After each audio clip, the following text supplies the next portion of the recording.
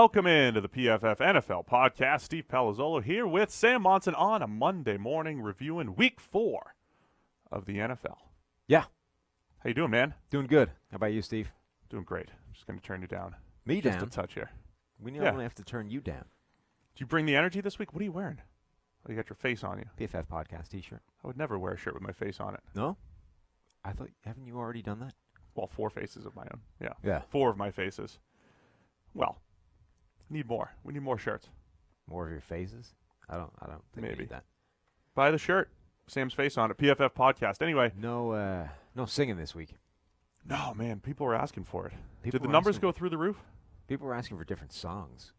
Real? Oh, yeah. That's a good call. The Irish Rover definitely isn't my song. It didn't help. I think so. I've never done this before, right? So when we tested the sound, it was like, yeah, I can hear the music, but it turns out when you're actually singing it back, you can't hear the music in your own head again. It's a relatable song right. too. I mean, so there's so many things in there. If we're doing it again, I would need to like crank up the volume in my ear so I could at least stay on time with the music. That was a problem. All right, we're going to get into all the big storylines from Week 4. Sam's not going to sing today, but if you guys coerce him and buy more PFF Elite subscriptions, we'll see. Maybe on the Thursday podcast. Yeah, significantly more Elite sales. A lot in order more for me to do that again. We need like 10. Right, guaranteed like 10 sales. 10 guaranteed sales.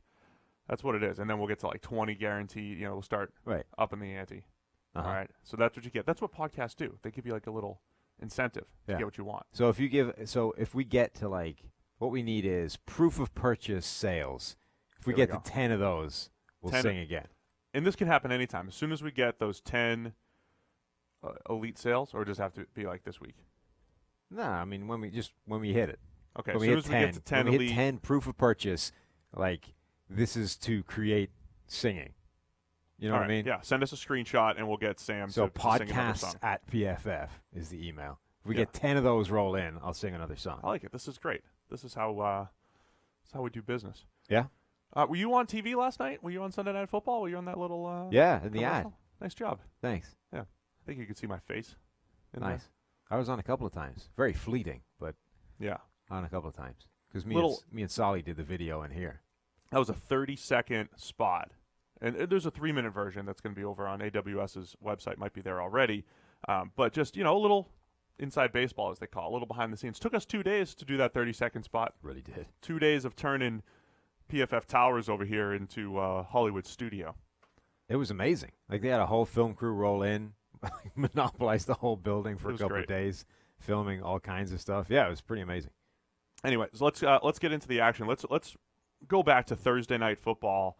Philadelphia Eagles defeat the Green Bay Packers. What a fascinating game this was. I think if you remember back that far, from a decision-making standpoint, the Packers, or not even decision-making, but execution as well, the Packers had to settle for field goals. I remember seeing some people on Twitter saying, this feels like the game where Green Bay is controlling the action and then the Eagles are just winning by halftime. And they were, but they were winning by an extra touchdown because Rodgers got strip-sacked in the pocket, and that led to an extra score.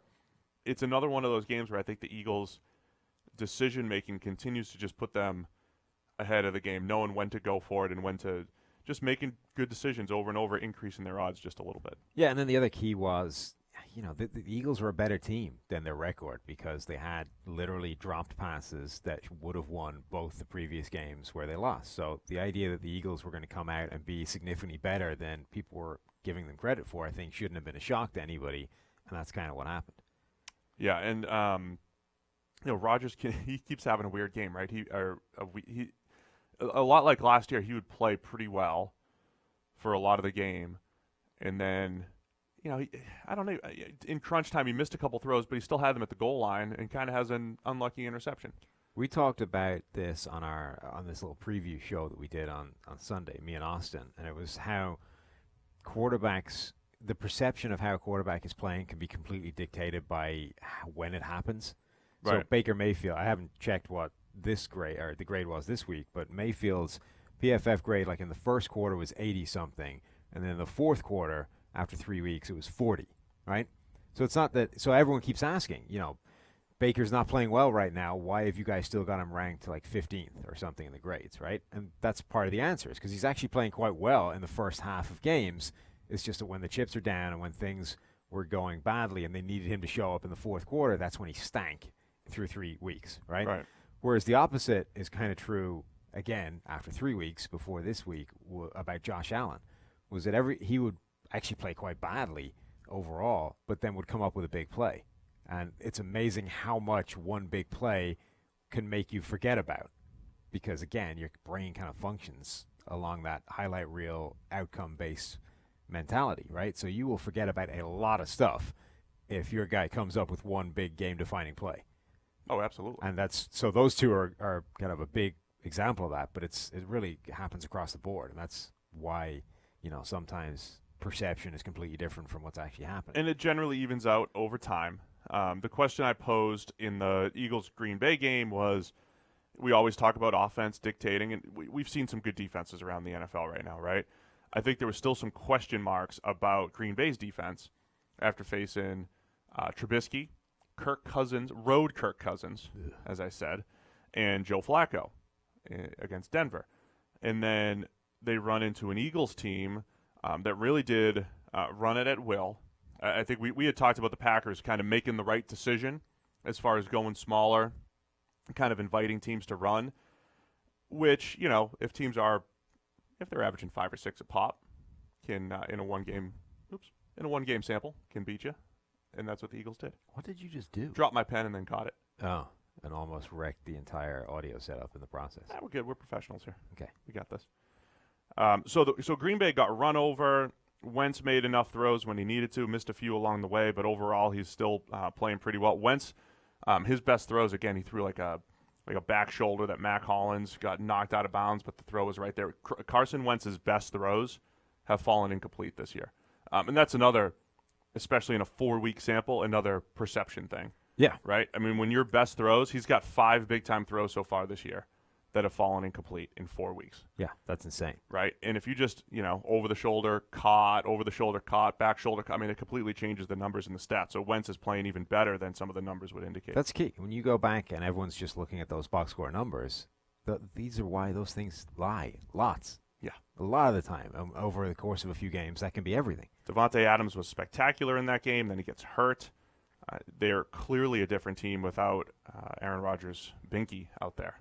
So, Binky. Okay. Binky, yeah. That's what he is. All Alex Light. I mean, the O-line got demoralized. Billy Turner. The number one guard in the NFL? No? I don't like to always call people out, but last week there was a tweet saying Billy Turner was the number one pass blocking guard per ESPN. People are calling us that, so I think let rip, to be honest. So I did. I said he's ranked 68th for us in pass blocking. I don't 74. So they had him first. We had him 68th. There's a lot of different ways of doing things. There's many different ways to skin a cat, Steve. But somewhere along the line, some things are just objectively wrong, right? And if your system is spitting out the idea that Billy Turner is the number one guard in the NFL, when not just we are saying that's ridiculous, but anybody that's looked at him ever is saying that's absurd. Like anyone that watched a Packers game this year is saying that's ridiculous. Anyone that studies offensive line, the O-line Twitter guys, they're saying it's ridiculous. Everybody except you is saying that that's ridiculous. There's something broken in your system. I don't know what it's doing, but it's wrong. It's bad. It's malfunctioning, and you should tear it to the ground and start over. Yeah, I mean, so the thing about even with QBR, we've mentioned we don't love QBR necessarily here. There are snippets in truth with how QBR does things. I think the mentality's in the right place as far as air yards for quarterbacks and rushing matters, and the intent was good. I think their pass rush win rate, the intention was good. Hey, you can't lose within 2.5 seconds and all this stuff, but because it's automated and there's some issues there. There are some issues that they're missing a lot of nuance that I think we capture. Anyway, Billy Turner gave up 6 pressures. Alex Light had to come in at right tackle for Brian Bulaga. He got owned quite a bit by the Eagles front. So if Devontae Adams is down, puts a lot more pressure on Aaron Rodgers in that pass game. And I think the Eagles are going to settle in as who we thought they were, right? I mean, they're 2-2 now, very good team on both sides. They need to cover more consistently on the back end as well. This was a huge week for them in terms of results. They ended up winning a game that I don't want to say it became a must-win game, but it was pretty close. And then they got a break because Dallas wasn't able to get it done against New Orleans last night. Yeah, so big win, NFC shake-up there. Let's get through the rest of the league here, Sam. Can we go straight to Kansas City, Detroit? Because that game was crazy. Yeah, it was a fascinating game, man. Let's do it. 34-30, the Chiefs win. And the Chiefs ended up putting up 34 points, and it was like their offense was garbage all day. That's how good their offense is. Well, they really put up 27. Well, okay. 27 points, and it's like their offense stank all day. That's how good the Chiefs' offense is. Yeah. They could score many ways. The Lions, we had a feeling that they were going to pull out a New England Patriots type of game plan, right? Which is try to keep Mahomes in the pocket, get there with 3 or 4 rushers, be very disciplined in containing him in the pocket, and play some man coverage on the back end. I think the thing that New England does better than anybody, we track this stuff. We're like, hey, this team plays cover 1, this team plays this or whatever. New England's cover 1 and that whole Belichick tree, they just play creative man coverage. They say, okay, what are we going to do with our extra guys? We've talked about this before. And I think Detroit did a nice job with their extra guys. You see some plays where they're straight up doubling Travis Kelce, where they're, bringing guys into the hole. And it was that perfect storm where they got a little bit of pressure when guys were open on the back end, or if they didn't get pressure, they were covering really well, and there was nothing within rhythm for Patrick Mahomes. If you can throw Patrick Mahomes off rhythm, as special as he is outside the pocket, it's still probably your best bet, because making him make special throws outside the pocket over and over again is tough to do. Yeah, well, I mean, the point is, it's like the Aaron Rodgers thing. It's how do you defend this guy? There's basically no way of doing it because he's proven he can do everything to a stupidly high level. But even with all that said, it's still harder to do the crazy things than it is to do the routine stuff. So it's probably it's not gonna work ultimately because he's still able to put up 27 points playing like that. But it's your best bet, right? It's if you just let him do what he wants, he's gonna carve you up to pieces. You might as well make him beat you by doing something crazy. Yeah. The other absurd play. Did you see the lateral in this game? Yeah, of course. That's nuts. Yeah. Because the thing. Great feel by Travis Kelce. Right. That was not a design hook and ladder, right? Because the play kind of broke down. Like Mahomes had to start moving to his right. It was almost ad-libbed, right? Yeah. Throws the ball to Kelce. On the way down, Kelce basically identifies, you know what, I got a pretty easy pitch to McCoy coming here. Tosses it away right before guy comes and hits him in the back. That was unbelievable, yeah. McCoy just catches it, gets some more yard. Like, can you imagine if you now have to think about that defending this offense? Like, it's hard enough doing everything else this offense presents us with. Now we have to worry about the guy at the back end lateraling it to somebody else. Plus, Mahomes took off a ton as well. Speaking of new things that you have to worry about. Think about it. Man coverage, he read it. And when you have man coverage, you don't have eyes on the quarterback. And he took off for over 50 yards scrambling. And that's, again, you don't think about it, right? Like Aaron Rodgers is that he's not, Michael Vick or Lamar Jackson or even a Josh Allen, but he's definitely athletic enough to be dangerous. Yep. If you forget about it. So you have to defend that. You have to defend all the motion. You have to defend multiple different players. You have to defend the complex RPO stuff. Like, this offense is a legitimate nightmare to have to defend.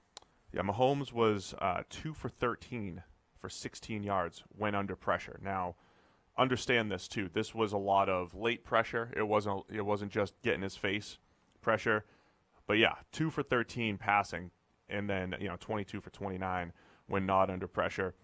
He didn't throw a touchdown, but we captured one. He's got a positive grade on a crossing route. It hits his receivers in his hands. It's a touchdown 99% of the time, but Justin Coleman did a really good job swatting it out. Look at that. The stats worked the other way. I'm kind of surprised that wasn't given as a touchdown.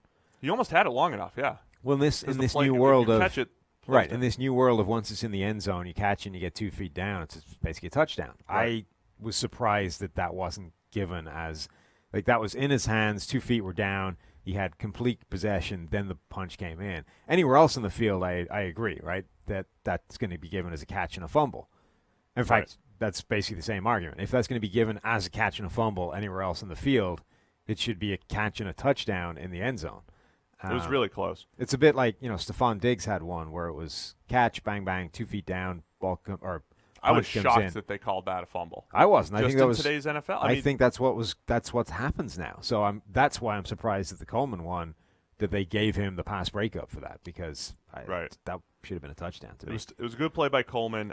So if I do have a complaint about Mahomes right now, he went 0 for 6 throwing the ball down the field in this game, but some of that pressure that I mentioned, he's kind of like stepping up too far into it. There's a lot of plays where he looks like he's just throwing in congestion, where I think his pocket movement's actually too much. He's actually stepping up into guys that are blocked. So he got his arm hit a couple times, so a couple weird throws there. But overall, he helps lead the comeback at the end. Detroit did as well as they could, I think, defensively to just make things difficult for that passing offense. Matthew Stafford had one of the most ridiculous games I've seen in a while.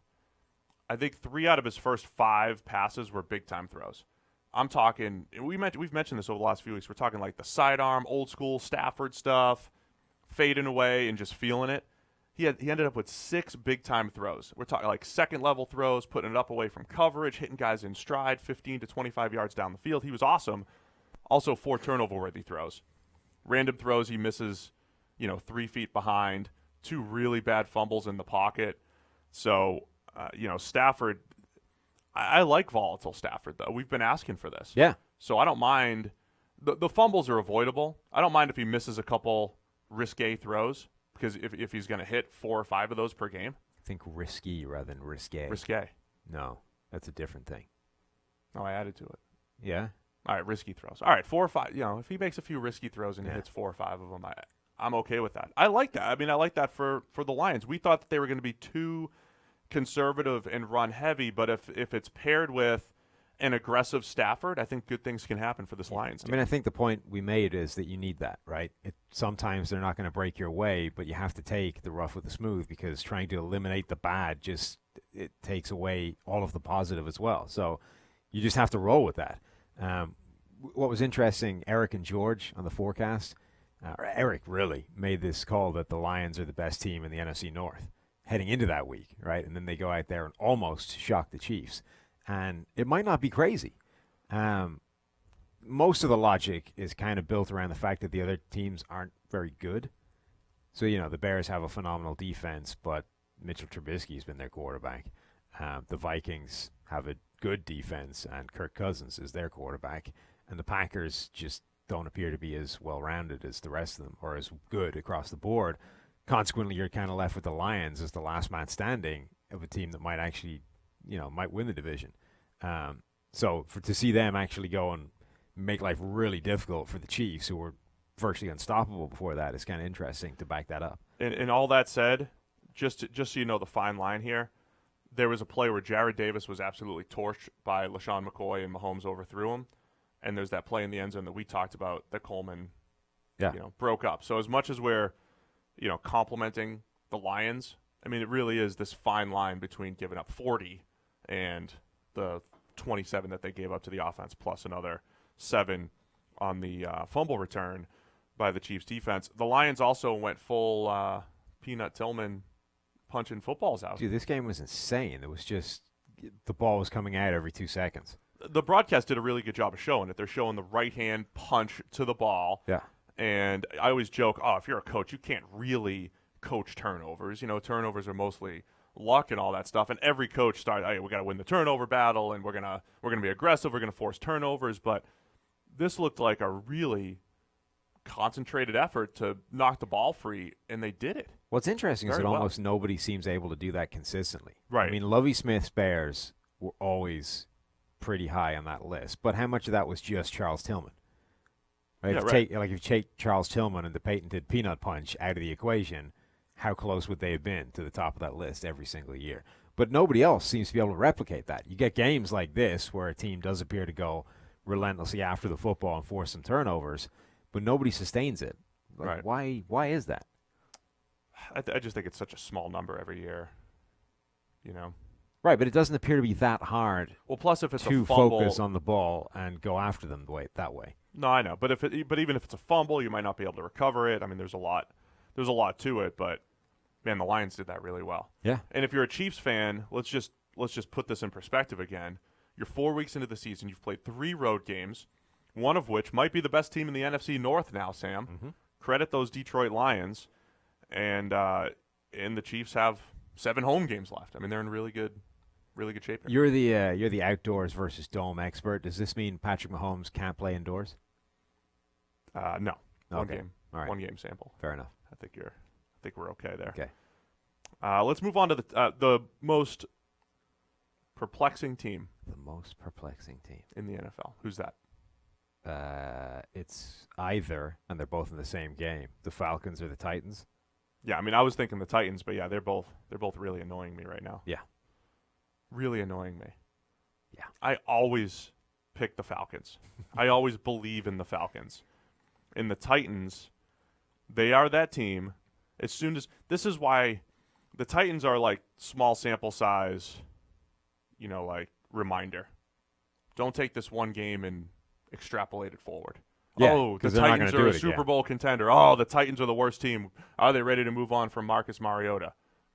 I mean, we are 1 week removed from Mariota's getting benched, and here we are. I just saw NFL research say, and I don't focus on these things because I focus on our grades and the real thing that's happening, but Marcus Mariota is the only QB without a turnover this year somehow. Really? Yeah. So he's got turnover-worthy plays, multiple. Right. He's got fumbles. He's taken 1 million sacks. Yeah. But we're sitting here in week 4, and somehow He hasn't he hasn't turned the ball yet. over. And he was really good in this that's game pretty yesterday. amazing. Did you see that? My boy Corey Davis's touchdown. That was a great throw by Mariota. He threw it early, puts it on the Hall of Famer's hands on the out route, and then the Hall of Famer does the rest. So, But like Mariota has these games, it's like you're right. Like right when he's ready to be benched, it's like, oh, let me just throw for 3 scores and no picks real quick. you want to know what's kind of interesting? The Titans might have in A.J. Brown the player they thought they were drafting when they drafted Corey Davis. So I think that's just interesting. They finally got that guy. It's just he's somebody else. A.J. Brown looked really good in this game. yeah, Making play, although some of it was due to other players on the Falcons defense looking really not good. Like he absolutely wrecked Desmond Trufant on a play where I don't even know what Trufant was doing. Like he was miles away on both of the two sort of areas where he had a shot to do anything. Though also, so it was this long, it was like a deep in, catches it, sort of reverses field, heads back towards the sideline, almost scores the touchdown, gets run down by Deion Jones. That was kind of impressive. He's a linebacker. yeah, Deion's fast. Now, he then missed the tackle, so it didn't matter. But that was some impressive play by A.J. Brown. He then scores a fade in the end zone. Like they were drop back to pass, like, oh, God. Why would you throw a fade? And then he makes the play. It was actually a really nice throw and catch. Fades work every now and again. Yeah, every now and again. But A.J. Brown, looked like the player that Corey Davis is supposed to be. Now, Corey Davis actually made a couple of plays in there as well. Yeah, he made some nice plays too. It feels to me that the better guy is Brown. And that's fine. But as we're evaluating the season going in, it's like, okay, Marcus Mariota, we always use this term, mid-tier quarterback. Hey, that's Mariota. Is this the year that he has his best playmakers? You got Corey Davis in year 3. A.J. Brown's going to come in with some route running and after the catch ability. They added Adam Humphries, who has been largely quiet since they brought him in. Delanie Walker's still there. And you got Dion Lewis and Derrick Henry coming out of the backfield. Like, they should have these playmakers to do some nice things, right? And it shows up, like, every couple weeks. Like, every now and again, it shows up, and the consistency just isn't there. But this is literally what the Titans were like last year. They would have games where they looked terrible, and then they would, like, shut down the Patriots, right? And it'd be like, maybe this is it. I mean, and then they have this defense that's similar to these other defenses that in any given week they could play some, mix-up coverages. They can scheme up pressure pretty well and play some pretty good man coverage when you've got guys like Malcolm Butler and Logan Ryan and Adoree Jackson on the back end. You just never know when it's going to show up week to week. Yeah, they're the kind of team where if you pick it right to begin with, you'll go like 16-0 picking on the Titans, just going, right, this is the week they show up, this is the week they don't, back and forth, right? Whereas if you guess wrong to begin with, you're going to spend the entire season getting it wrong, either picking the Titans to win when they don't show up or picking them to lose and then they show up and actually look good. They will be a maddening team, Steve. Yeah, I I have a theory on all of the when we were doing the quarterback clusters, the cluster 3 quarterbacks were the guys that we always talk about as highly volatile, guys in any given week, or the guys with a lot of positives and a lot of negatives. I've been trying to tell the forecast guys, I think these are the guys that probably screw up everybody's models, right? The model says one thing, and then you just never know what you're going to get from this guy, and then this is Jameis, this is Mariota, these guys that are highly volatile, Cam, might be something to it. Just like don't bet on cluster 3 quarterbacks. I mean, the problem with them is they're completely unpredictable, right? Because Jared of that, Goff. because of that volatility. Right. You don't know what the hell that's going to look like in any given week, and because quarterback is so important to the outcome of the game, it basically determines what's going to happen. If that guy shows up this week, they are a completely different side to if he doesn't. Right. And then if it lands somewhere in the middle, it lands somewhere in the middle. But that means that team can land anywhere on the spectrum from extremely difficult to beat to you would barely have to trot out your backups to beat them, depending on how that quarterback shows up. The other QB that's playing like a cluster 3 volatile quarterback this year is Matt Ryan. He's tough to figure out. I mean, so we've always viewed Matt Ryan as this top 8 to 10 quarterback, and then you look at the dome conditions he's had all year. You look at these playmakers he's thrown to between Julio, Calvin Ridley, Mohamed Sanu, Austin Hooper. I mean, this should be an explosive offense. It should be an explosive offense. But I think their offense is at this point where when Matt Ryan makes a great throw, it's dropped. When he has a guy open, he's missing it. Or when he has a guy open, there's pressure. I don't even think there's great numbers for that other than, man, the whole thing just looks out of sync when that's happening. Yeah. And Ryan's got more, we mentioned, more turnover-worthy plays than he had the entire 2017 season. He had a couple more. I mean, there are misreads where there's just, you're on the post route and you're supposed to read the cover 3 safety. When the cover 3 safety's just playing deep, you're not supposed to throw the post. Yeah. And Matt Ryan's just chucking it up. This didn't get intercepted or anything. It's just a blatant misread. Falls incomplete. Kenny Vaccaro should have just turned and picked it off, and he didn't. But there are plays like that on Matt Ryan's tape right now that are just weird. And then, of course, he's layering balls over linebackers and putting it on guys' hands and stuff like that. So he's just all over the place right now. Yeah, there's a few teams and players that are just wildly inconsistent right now. So where else are we going? Can we go to Baltimore? Yeah. Cleveland at Baltimore. Baker Mayfield sucks.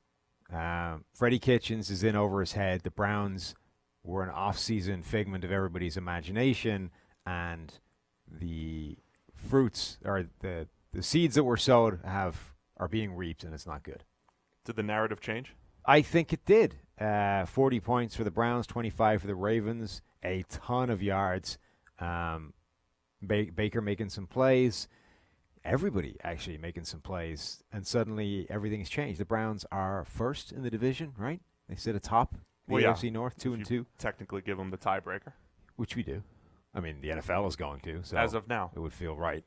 Yeah, I mean, I think the narrative changes, right? So there were legitimately people asking. There were people asking and people agreeing that this time a week ago, who would you rather have going forward, Baker Mayfield or Daniel Jones as your quarterback? And those were debates? More people in the polls were saying Daniel Jones than Baker Mayfield. Now, is this an Evan Silva? Could well be, yeah. He likes to do that all the time, and I think it's fascinating. But this is just, like, if you were one of those people, you should be ashamed of yourself, because simple logic, it's nothing but recency bias, right? We have an overwhelming amount of data that says that Baker Mayfield is a better quarterback than Daniel Jones, and we had basically 1 week that said the opposite, and people went with the 1 week evidence.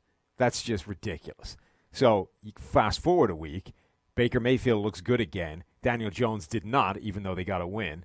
Now what do you think, right? This is why Evan likes to put the poll up. He does the same guys every week, and he's done a lot of like Trubisky or Jimmy G. Right. And before the season, remember when Jimmy G had that like 1 for 5 preseason performance? Yeah. I think everybody was on Trubisky on that one, and then it flips after week 2. I mean, it's awesome. It's just insane how people are unable to think their way past the kind of basics of how this stuff works. Like, the bottom line with PFF is we try and take the totality of evidence that we have to hand, right? Yep. So for Baker Mayfield, we have 3 seasons of college grading that says he's the best quarterback in his class and the best college prospect we've seen come along since we've been grading. We have one season of good quarterback play from a rookie where he broke some records and wasn't in a great situation to begin with. And then we have 3 games before this week where he was playing not so great, but playing better than I think the perception was because he was playing well in the first half and then really stinking it up in the second half. So essentially 3 weeks of bad play in the second half of games. And off the back of that, there are people willing to write him off. Yeah. That's ridiculous. That's utterly absurd. Now, at some point, you reach a point where, like, you go back far enough and it's not really relevant anymore. You know, like people would still bring up, 2012 grades from somebody. So Aaron Rodgers, right? Aaron Rodgers back in 2011. It's like, okay, but that's a long time ago now. At some point, that's just no longer relevant to what this guy is. Right. The situation's different. Nobody that was around him then is now around. You know what I mean? Like, it's just not relevant. Doesn't have Mike McCarthy calling plays for him anymore. Right, huge. But when you're talking about young quarterbacks, all of that evidence is still relevant. So if you were dismissing Baker Mayfield as overrated, overhyped, not that good to begin with, a massively flawed quarterback prospect, and now we're seeing all those flaws, like, that's silly. Now, we talked that he may have been starting to head down the wrong pathway, but there was this wasn't a perfect game by any means, right? But the point is, he's still really talented, and he's not far along enough down the pathway to be able to, reverse course and get back to the crossroads. And that may have been what we saw in this game. Yeah, so the thing about Baker that I think is a little bit different from college, he didn't have a ton of turnover-worthy plays in college, and he didn't have a ton of interceptions, but because he's had one of the highest big-time throw percentages since entering the NFL last year and this year, because he's so willing, like we talked about Stafford, because he's so willing to make those tight window throws, they mentioned on the broadcast, loves to throw seam routes. Yeah, I mean, he throws the seam up and away from coverage and all that stuff as well as anybody. I think he's also – there were points in Carson Palmer's career where he would throw a pass and it would look like a bit of an unlucky interception because he'd have to throw it early and on the break, and it looked like the receivers covered, and Palmer just had so much trust in his receivers. We've seen a ton of those from Baker early in his career where he's got to throw the ball early, on the break, something doesn't go perfectly right at the break, and you end up with this contested situation that turns into an interception. So my question with Baker here is I wonder if that aggressiveness is going to lead to higher interception totals than we expected, and that's a little bit of what we've seen this year, or if that's just a small anomaly so far. Yeah, I mean, I think overall his negatives will be magnified in the NFL because, we talked about all the things that people were using as sticks to beat him with as a college prospect. They weren't entirely invalid in terms of, the Big 12 doesn't play defense, in terms of that offensive system at Oklahoma is phenomenal across the board, making people wide open all the time, et cetera, et cetera. Now, we were able to sort of zero in on, if you look at just tight window throws and all this kind of stuff, he's still really, really good. But the increasing just the frequency that those situations exist makes things worse, right? Right. So if you just say, all right, in college, when he was presented with those tight window throws and rough situations, he was still extremely accurate, still did a lot of good. But what we don't know is what is the impact of going from a ratio of like 90% open stuff to 10% tight window to a much more even split at the NFL level, where right. a lot of things are tight window throws, and you need to be doing that regularly. Just simply, when you change that balance, what does that do to his performance? So far, it's made it rougher, right? It's going to skew it a right, little his bit, performance on those tight window things hasn't been nearly as good. But he's still playing, he's still doing a lot of the good things. And I think there have been teething problems in terms of getting him on the same page with OBJ, in terms of Freddie Kitchens' development as an offensive play caller and all that kind of stuff. I think there are things that will get better from this group. So, but as much as things haven't been great and he's been making more mistakes so far, I don't think that's a permanent problem. The bigger concern, and one that I think could lead to a long-term problem, is the way he's been behaving in the pocket. That would be my biggest concern, not the decisions he's making or the throws he's forcing. Right. It's he needs to get more comfortable in the pocket and not become predictable and bounce and roll and just get into trouble. So on the other side, Lamar had a pretty good game overall, throwing the ball. It was a better bounce back from the Kansas City game. He had to force a couple late while they were down. Had 2 interceptions. But overall, Lamar was pretty good. I think the story defensively, though, for the Ravens, they were a team. We came into the year, we said, look, they said they built a really nice secondary, a coverage unit, but they don't have guys that really get after the quarterback. Is this that game that exposed it a little bit? They only pressured Baker 7 out of 32 dropbacks, and they gave up over 300 yards in unpressured pockets, had a couple coverage busts. There was a point where it looked like, hey, this Ravens defense might be pretty good a couple weeks ago, but are they even? Are they really that good? Right. I think people they're one of those teams that as long as they're the Ravens, people are going to think that they're a good defense, even when they haven't had one. And I thought that they would have a good one this year, but we're 4 weeks in. Are they even that good defensively? I mean, I think they're good in areas. They've got some pretty impressive players. They're doing some pretty impressive things down to down, but it's not across the board. And there's still some guys that aren't playing that well, in totality. Like Earl Thomas even just yesterday, made some pretty special plays in coverage, didn't defend the run well, hasn't been doing it entirely consistently. Marlon Humphrey has looked really good. He was able to almost shut down Odell Beckham one-on-one for a lot of that game, in addition to almost choking him out when they got into a scuffle on the field. But you're right, there's a kind of lack of legitimate, consistent pass rush. The other thing is, from this game, Nick Chubb is really good. Oh, yeah. I mean, it's tough to defend the run when you get Nick Chubb on the other side. Mm-hmm. 88-yard touchdown? I think people overlooked him a lot coming up to the draft because everyone kind of forgot about him when he got hurt. And it took him. He didn't look like the same guy the next year, and it wasn't until the year after that we finally got to see real Nick Chubb. And at that point, everyone was losing their minds over the potential of Sony Michel. The weird thing about Nick Chubb was his best year. He looked his best as a true freshman. Yeah, his true freshman year at Georgia, he was in the same backfield as Todd Gurley, and I'll never forget looking at him thinking, like, this is probably a speedier, more agile Maurice Jones-Drew. He's that difficult to tackle, and he's got moves in the open field. And he was doing it against, like, Clemson early in the year, like a Clemson, loaded team of defensive stars. Then he gets hurt his sophomore year, and it took him till his junior and senior. Like, he showed flashes. So junior year, he just wasn't the same guy. And senior year, he showed flashes of it. Right. He had 4 years. He didn't look right. I think until his rookie season, he started to look like what he was as a freshman. I think senior year, we started to see the real guy again. But at that point, everyone was looking at Sony Michel and saying, well, this guy's really fast. He makes some big plays. Like, he doesn't. So you're looking at Nick Chubb, and you're like, well, devastating knee injury. He's not that, he's not really fast. He's a bigger guy. You're looking at Sony Michel, and you're thinking, this guy could be the next Alvin Cook. This is amazing. This is the guy we should be focusing on. Everyone will tell you about Nick Chubb because he was so high, but, like, this is the guy.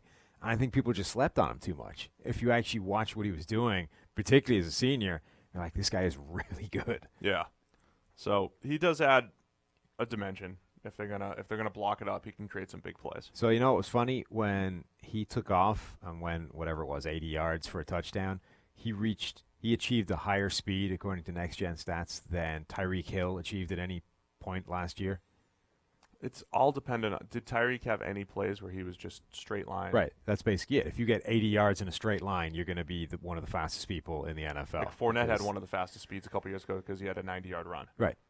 And the fastest guy this year, I think, is Cordero Patterson, who, again, had a straight shot down the sideline for a decent period of time. Yeah, I could hit 22 miles an hour if you just give me 80 yards. You think? No. How steep of a decline would that hill have to be? Steep enough that I'd fall on my face, but it reached 22. Get the long strides and you get them. Get some gravity. Well, yeah, you need a lot of help. Get the math guys kind of calculating that. If I could normally run, say, 12 miles an hour, how steep does the decline have to be? Add before gravity you hit 22. And what's your terminal velocity at that incline? Still too slow. Let's move on to the AFC East battle. New England Patriots beating the Buffalo Bills. We said, God, they made hard work of this. Yeah, I mean, we mentioned how difficult the Bills make life for the Patriots passing offense. That was exactly what happened. I mean, they had it looked like the Patriots, who do a really good job of scheming it up and having this mix of some easy throws and some intermediate and downfield throws. It looked like they were playing against 15 defenders. Yeah. Because when you're used to seeing a Patriots passing offense move the ball, or if they struggle a little bit, they're like, all right, we're going to make an adjustment. And they didn't find anything in the passing game. And so the Bills' coverage has just been spectacular. And then on the other side, honestly, Josh Allen's first half especially was one of the worst halves of football I've ever seen. Matt Barkley didn't play well when he came in, but the Bills probably would have won this game if he'd been starting from the outset, just because he wouldn't have done as many really bad things as Josh Allen. Yeah. Allen had 4 turnover-worthy plays, I think, in the first quarter alone. Fumbles. When he had open throws, he missed them.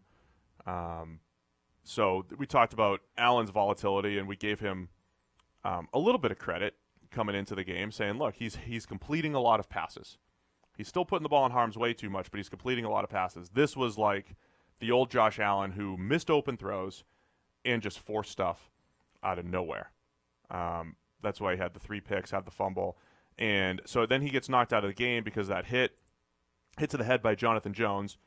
I don't think it was a good and legal hit, but we keep talking about quarterbacks taking care of themselves. That was a really bad hit. It was a bad hit. Also, but quarterbacks do have to take care of themselves better. That's why guys get hurt when they allow themselves to be exposed. He kind of like stood over him and like trash talked Jack Tatum style. Blasted him in the head and then was like standing over him looking down as in like, yeah, that's what you get. Felt kind of harsh. Yeah, that might be a little harsh. So Allen's now 7 for 22 on deep passes this year. Feels worse than that. 3 picks, though, to lead the NFL. We mentioned coming in, too, he was better at the intermediate level. His 20-plus yard grade is not good. Didn't get any better there. So New England's defense continues to suffocate, man. Yeah. That's what they do. You know who was really good in this, or pretty good in this game, that is really taking steps in the right direction? Tremaine Edmonds. Yeah, he was flying around. So he's got his hands on a pass, making really good plays in the run game. He's kind of fascinating to me, right? Because he was everybody's darling pre-draft because he's a physical freak, 6'5", 250 plus. Was he 19 or 20 when they drafted him? Stupidly young, right? 19, so yeah. 19, yeah, one of the youngest players in the draft, and it's like, think of his potential. If he's already this good at 19, imagine how good he's going to be, right? And then that was compared and contrasted to Leighton Vander Esch, who was 2 years older, but from a football experience point of view, had actually played significantly less time, right? So it was this fascinating concept of what gives you the development potential? Is it just age? Is it being younger? Or is it that you haven't actually, or is it inexperience that you haven't played that much? So Vander Esch 2 years older, but had played vastly less football than Tremaine Edmonds. And now you've got Vander Esch obviously hits the ground running last year, still looks really good this year. Edmonds did not grade well at all last year, has taken a significant leap forward this year. But like you've got probably 2 years more development until he reaches the point where Vander Esch was like as a rookie. There's something to that. I don't know if he's going to get to that level even in 2 years. Like he might play out essentially almost an entire rookie contract before he's at the level where Vander Esch is playing as a rookie. At which point, is that a win? Doesn't feel like one. People assume it no matter what. But now, okay, at that point he'll be 2 years younger, and you might have a longer career because of it. But it still feels like that's not a great investment at that point. But you have to love where he's getting to right now. The Bills they've just done a really nice job of maximizing their personnel, playing just such fundamentally sound defense. I mean, I really think it's going to keep them in every game. Back to the New England defense real quick. Devin McCourty, some of the numbers are just hilarious. So Devin McCourty has 4 picks in 4 games. Yeah. And then if people were just looking at stats and saying, who are the defensive player of the year candidates? Jamie Collins now has 4 sacks at linebacker, 4 sacks and 3 picks. Now, 2 of the picks, I mean, they were like fair catches. It was just like, wait for the ball to come. That was yesterday's. Yeah. Right? But again, that like skews your brain, and it's like, wow, this guy's got, he's playmaker, 3 interceptions. He was in the right place at the right time. But and he's playing well. It's just a matter of, like, if you were just saying, look at this linebacker who's on pace for 16 sacks at a non-pass rushing position and on pace for like 12 interceptions, well, that's going to be Defensive Player of the Year candidate. But his teammate McCourty has 4 picks. I mean, they're just they're locked down on that back end right now. Yeah, this is a genuinely fascinating game because the Patriots, as I say, if almost anybody other than Josh Allen was playing quarterback for the Bills in this game, they probably would have won. That was the same thing on Monday Night Football last year. The Patriots won 25-6. It was Derek Anderson playing quarterback, right? And he threw a pick 6. I mean, the Patriots didn't move the ball efficiently then either. The Bills' defense did such a good job, really stymieing this Patriots' offense, and their offense just wasn't good enough to capitalize themselves. We talked about the way the Patriots and their tree likes to play creative with their extra defenders. The Bills did a lot of that too. There were so many, Brady loves work in the middle of the field. There were so many plays where a defender's coming out of nowhere and just robbing the middle of the field. You didn't know where he was coming from. And, I think strategically, really nice way to play that Patriots offense. But New England moves to 4-0. Buffalo's now 3-1. But I think they're very much in the playoff hunt. Yeah, I mean, they have to be, right? Yeah, I mean, they still have to play Miami twice. That'll help. help. Just look at that. And, yeah, that's going to help. I don't want to say that they're for real necessarily, but this game went very different to how I think a lot of people were expecting it to, which is, we got one 3-0 team against another 3-0 team, and they're not the same thing at all. And one's just going to steamroll through the other one. That's not how it went at all. The Bills gave a really good account of themselves and honestly could have won had their quarterback not been playing disastrously. All right, let's move on. Oakland Raiders at the Indianapolis Colts. Sam. Yeah. This game went entirely differently than what I was expecting. So I picked the Colts to win, but when I saw the Raiders, winning and playing well, it didn't completely surprise me. I think the Raiders are going to be like Titans light this year.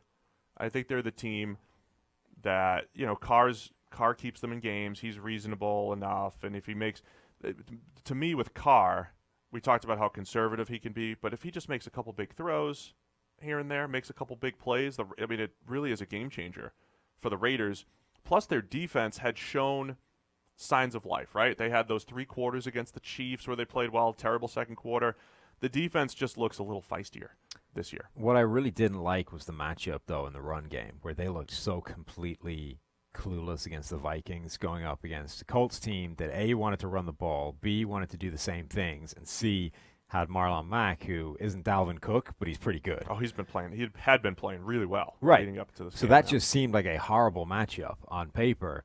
But obviously the Raiders fixed some things during the week. They didn't have to. They had to, starting their monstrous road trip. Apparently they had some time to get into the film and figure out what went wrong and shut it down this week. I think the Raiders are going to be tough to predict. There's a lot of teams like that this year. Yeah, that's annoying. I don't like that. Yeah, and it's not just a home road thing. I mean, they go on the road and did a nice job controlling the line of scrimmage offensively and had a pick 6. Look at that, the Raiders forcing a turnover. Right, where does that kill Jacoby Brissett's career all-time interception rate? Is he no longer the best ever? Well, the thing about a pick 6 is it only counts as 1 pick. True. So. Was he the best? Yeah, you were telling me that, right? Right. Let's find out. You keep talking, Steve. No, I got nothing else to talk about here. Oh, okay. Well, Derek Carr only under pressure on 7 out of 32 dropbacks against the Colts. That was an issue. I do think Brissett needed to come back down to earth statistically just a little bit. Still found a way to throw 3 touchdowns, but dude, Eric Ebron in this game as well was like shooting for the worst grade he could possibly get. The dude couldn't catch anything. Oh, this has taken an absolute sledgehammer to Jacoby Brissett's all-time interception rate. What is it now? I don't know. I can't even find him. They might not update it, though. Is he no longer a qualifier? Like he had more attempts, but he doesn't qualify anymore? That's possible. Yeah, why can't I find him? He should be a qualifier. Yeah, maybe it's not that important. So, so the Raiders, what do you make of the Raiders here at this point? Or what do we make of the Colts at this point? I mean, this is a huge loss.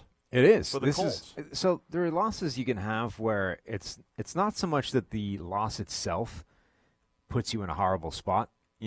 Like the division is still up for grabs. Nobody's distancing themselves. AFC South, right. How hard could it be? Exactly. # how hard could it be? So it's not like you're, suddenly in a big hole.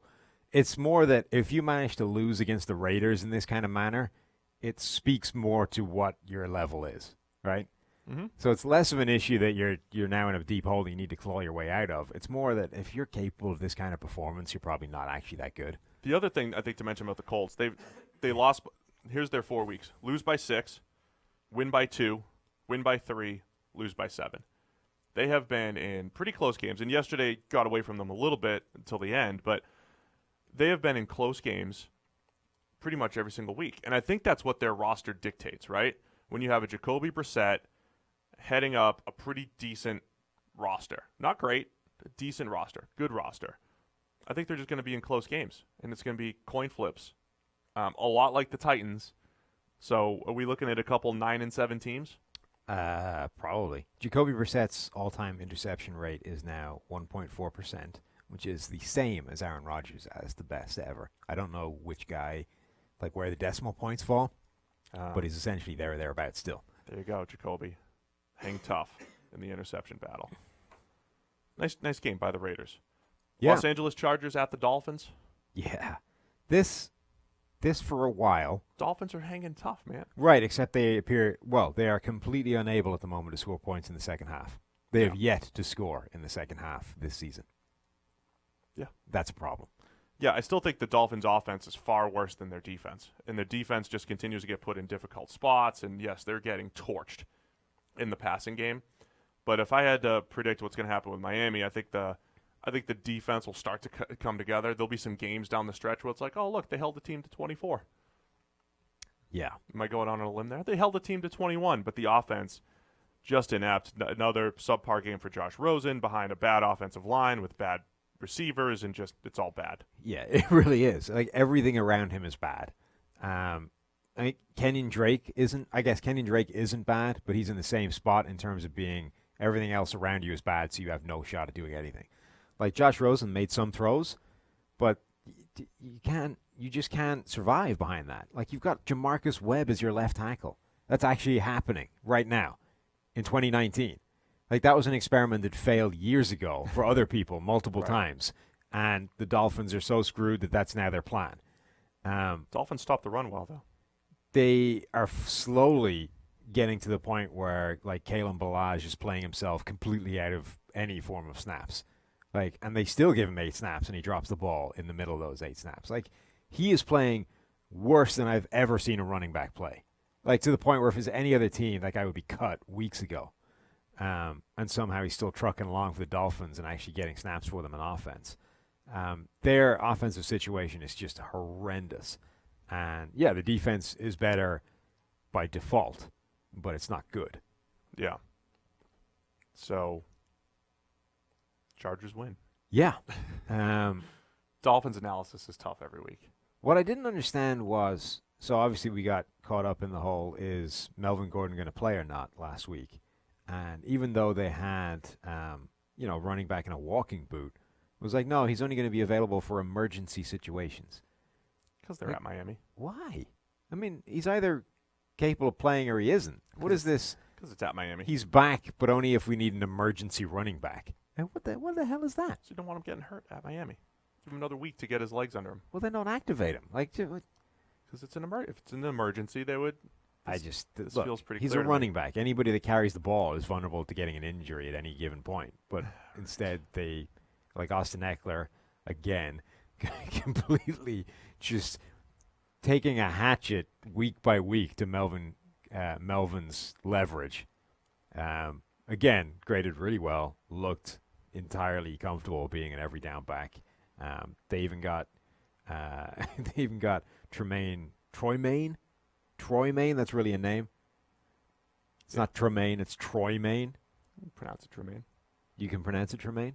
I mean, I would. I just make up pronunciations. You do. So. I mean, I would want to do that because Troy Maine sounds silly. Are you done talking about the Chargers running backs? Well, I'm just saying, they got this guy 28 snaps, and he actually played okay as well. I'm on to Washington, New York. Week by week, Melvin's leverage is just... He's going to be out there next week getting 18 carries for my fantasy team, 97 yards, and 2 touchies. Here's 2 touchies? Tutties. Did you just say that? Look. Wow.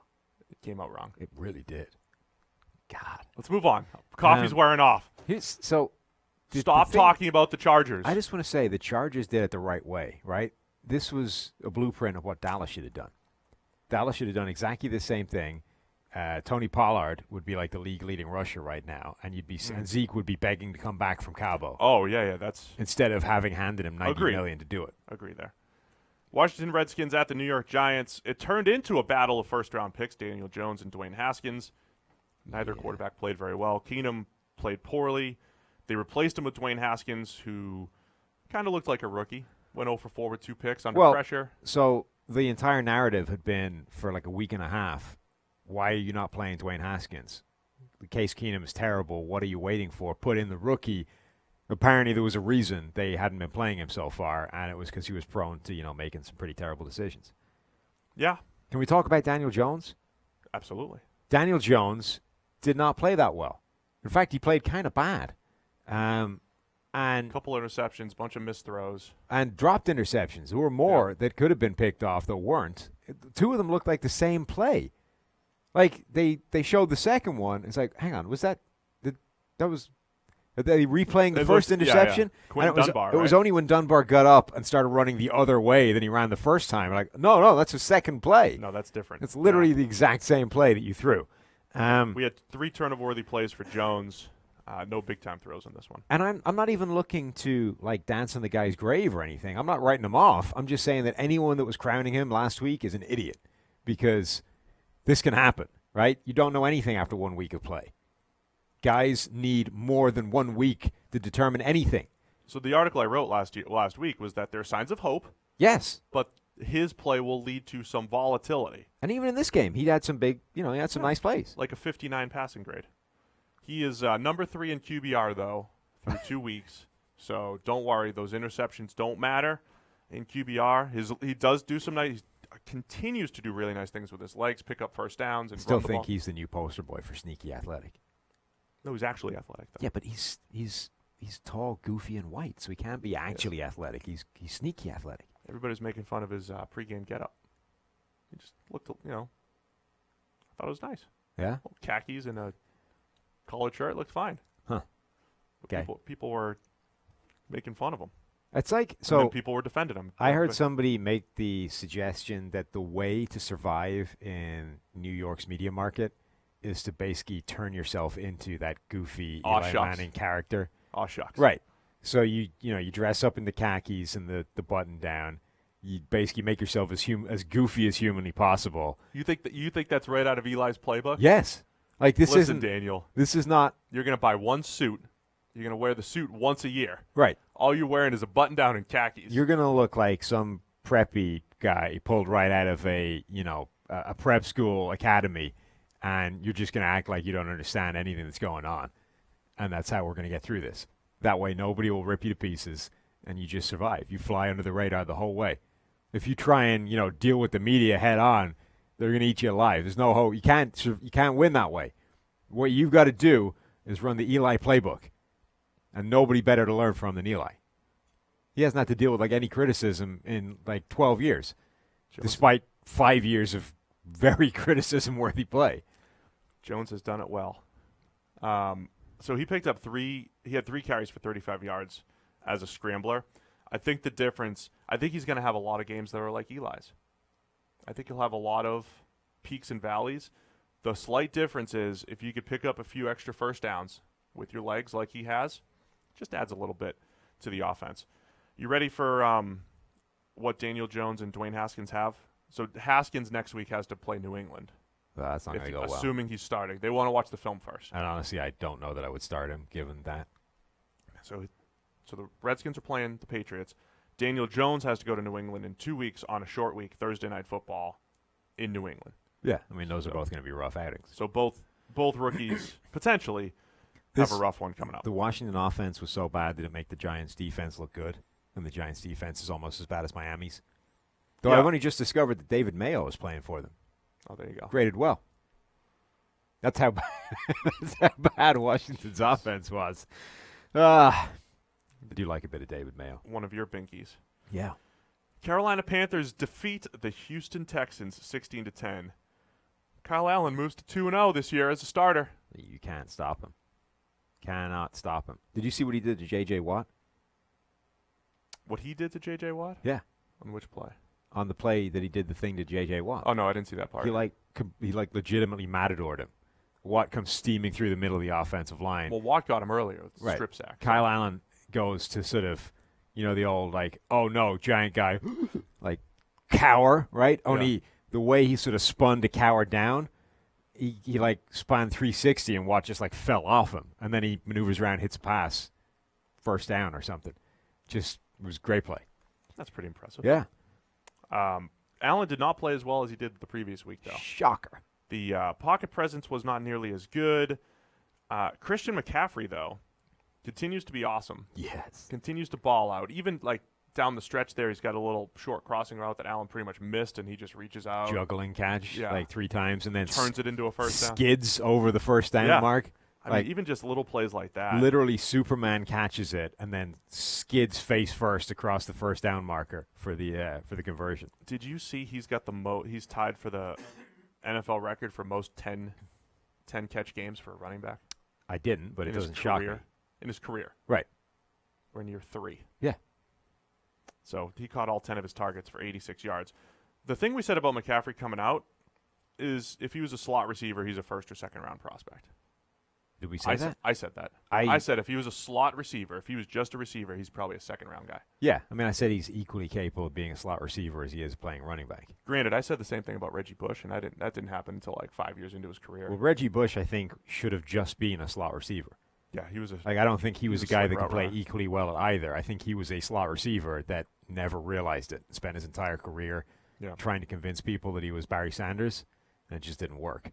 Whereas Christian McCaffrey, I think, is a legitimate talent at both running back and slot receiver. Right. Kind of this might not be true because he didn't really get a fair shake at slot receiver, but you remember the way Danny Woodhead was kind of both for a while? I think he probably could have been a good slot receiver and a good running back, but he ended up just being made into a running back. Right. Woodhead was a pretty good runner, though. He knew how to burrow in right. there So and was get McCaffrey. 4 or 5 yards. Yeah, not bad. Deshaun Watson, one of his worst games of his career. Did you see that post-game interview with Watson? Not really. I saw a little clip of it. I didn't really watch it. So essentially what happened was a lot of people were saying he dunked on the reporter. I thought so. The reporter asked a question. What did you say about talk about their coverage that they played at the end? And Watson was like, "What do you mean?" I think the reporter was trying to say, "Why didn't you take more deep shots?" Sure. Watson did just a beautiful job explaining all of their coverages. Hey, they were in quarters. They funnel it this way. They keep everything in front. Kuechly patrols the middle. He did a really good job of just explaining what Carolina does on defense in general, even if it was just for a few specific plays. And then, he took this shot because of this and took this shot because of that. Then they played cover 2, and he did a really nice job with all that. But it does kind of sum up the way we talked about Carolina's defense a little bit on the preview show. They are just playing some solid overall football. I think they're a lot like the Bills and how they play. Just kind of make you earn the downfield stuff. Yeah. And that's what I think we're seeing in this one. So we talked before the game about sort of 2 up-and-coming ascending units, the Panthers pass rush going up against the Houston offensive line, which one would continue to be ascending by the end of the game. And I think the answer would be Carolina's pass rush. It may not have been great in this game, but it's certainly better than Houston's pass protection. Right. Which is part of the reason it was a relatively low-scoring affair. Another game. So Watson comes out of this without horrible stats.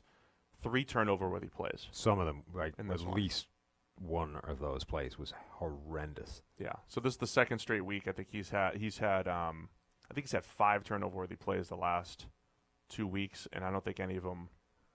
One of them was an actual turnover, I think. Yeah, it's really hard. So some of these guys that are capable, that they live unconventionally, right? The dictionary definition of what every NFL coach wants a quarterback to do is be like Peyton Manning, right? I live inside the pocket. This is how I process everything. Don't have to worry about me doing anything that isn't by the book. And coaches love that stuff, right? Right. Then you get various different scales of guys that deviate from the book. It's like, look, I'm throwing away the instructions. I'm going to ad-lib this. We're going to see how it goes. And, there's a whole wide area of how that can go. Somewhere at the top end is Patrick Mahomes, is Russell Wilson.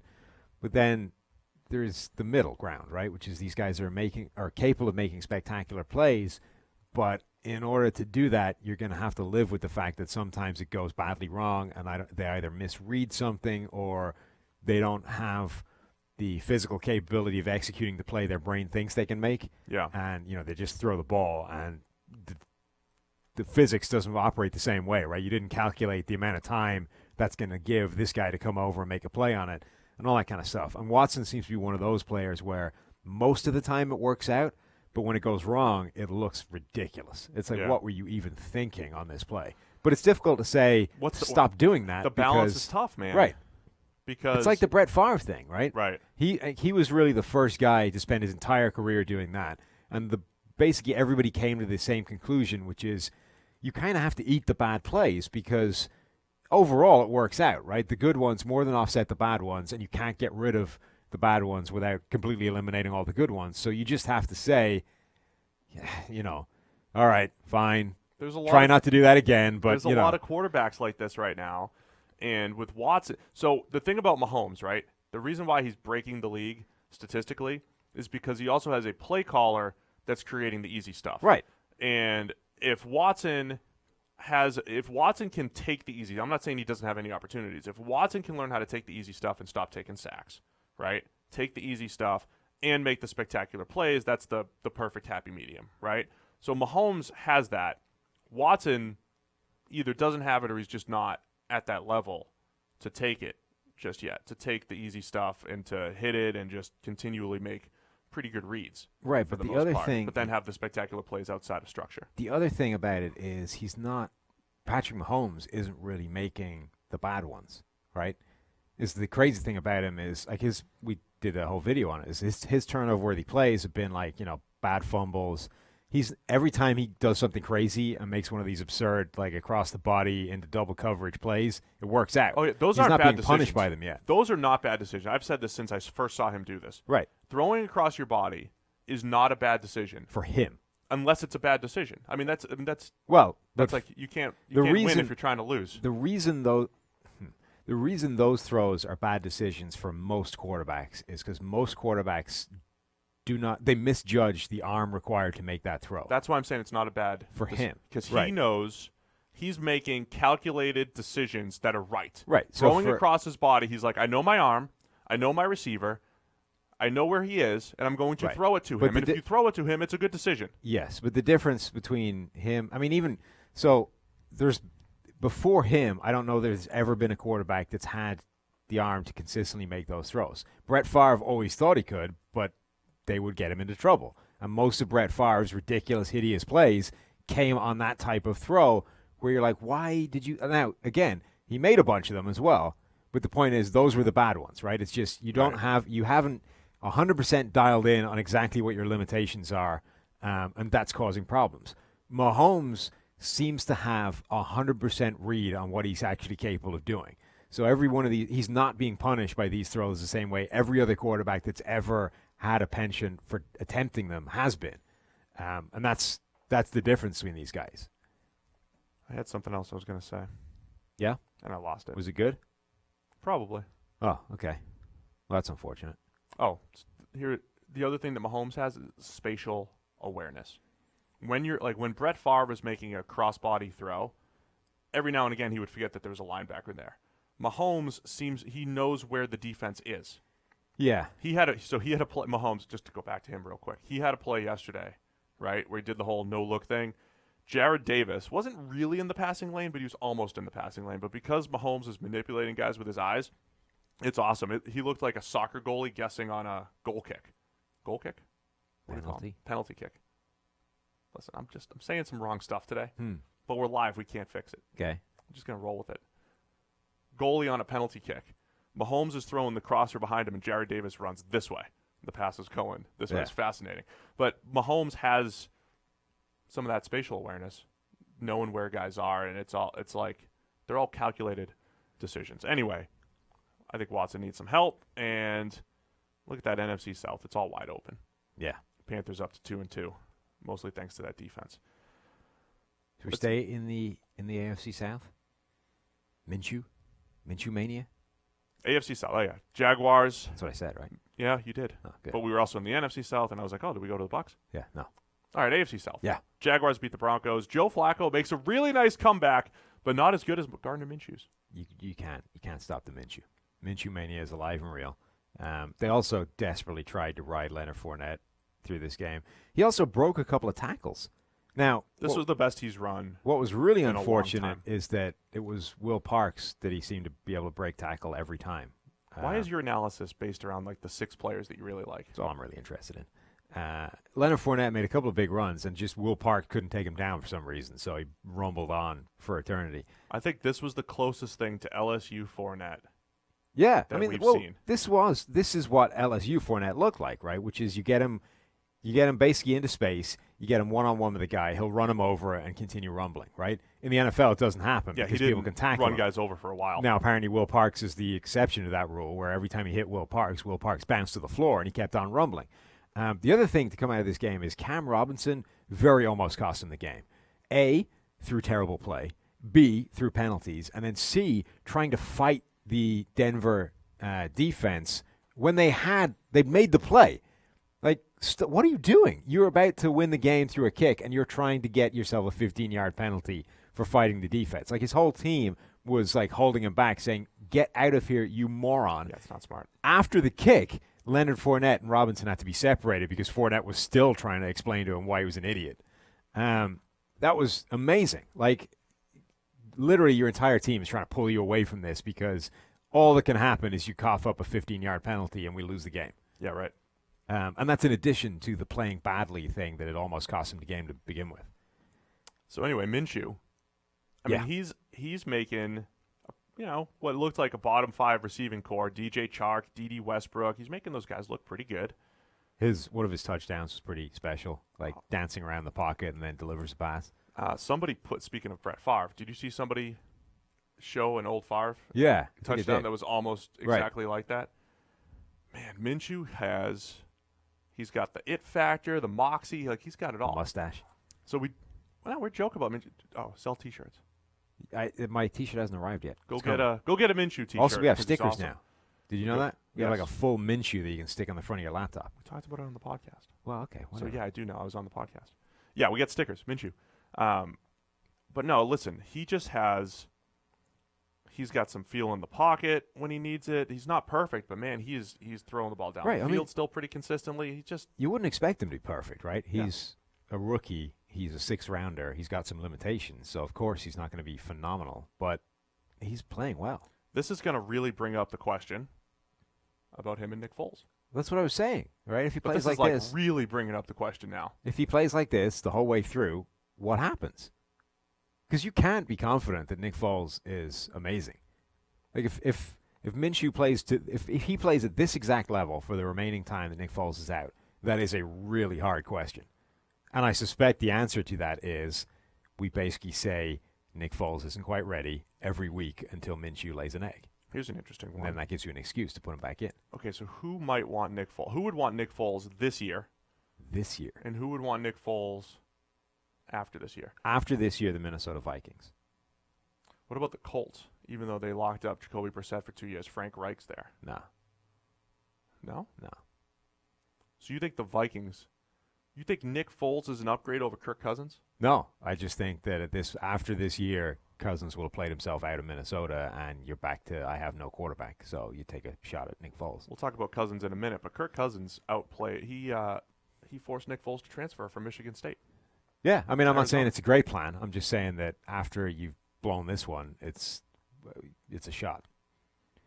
Like, they're not going to go for a rookie, right? They're not going to go for a first-round rookie because, again, they'll be in permanent we think we can contend mode. We just need a quarterback. Here's the play if you're Jacksonville, okay? We get some pushback from people when we say, hey, the Raiders should move on from Derek Carr or look elsewhere. We've pretty much said every team should look elsewhere as far as quarterbacks go, right? Okay. Except like the Chiefs.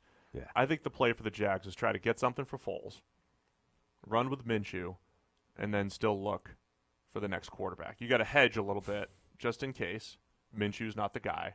But we always talk about the value of that first contract quarterback. Minshew's okay. You have a 6th round first contract quarterback. You might be able to build a juggernaut around him, but I think you hedge a little bit by going to get the next quarterback as well, and try to stumble into someone else because think about what could they trade Minshew for on the open market? How long has a situation ever lasted where a young, cheap, rookie quarterback has taken over, and the high-paid veteran has been stuck around for a while? I mean, Drew Bledsoe just lasted the rest of the year. Right, then bounced. There's not a whole lot of that. Right, because theoretically their best possible scenario might be, well, okay, we still keep the same 2 QB room, we just flip the order. Minshew's now the starter. I don't think because anybody he's getting paid would, nothing. Nobody would if you look at hey, we're paying 2 quarterbacks X, right, and it's not that crazy, but I don't think anybody would justify paying that much money to Nick Foles as a backup. I don't know. Even though he's not the best backup. I think you quarterback work in on the NFL. basis that the starter's getting paid nothing, so it's fine, right? The problem, I think the problem in that scenario is there's no way Foles accepts that, right? He's like, trade me, I can get a starting gig somewhere else. Maybe. Like, I think that would be the issue. I think you could justify paying him because he's not getting paid that much. It's just, but Minshew's getting paid nothing. The other alternative is what if Minshew's just playing so far above his skis right now? Could you in your right mind trade him? Could you get a first rounder for him? Is his stock so high you could get a first rounder for Minshew? No. Because most teams are not as dumb as all the fans that I was shouting at earlier for working on 1 week's worth of evidence. And okay, it's more than 1 week, but it's not enough to convert sixth rounder to first rounder. We've seen crazier things around the NFL, like the Dolphins, all their first rounders. The Dolphins need to throw darts at figuring out a franchise. But they're not looking to throw darts. They're looking to, I think I have the sure thing and the number 1 overall pick in the draft. It's not, but that's the way they're thinking.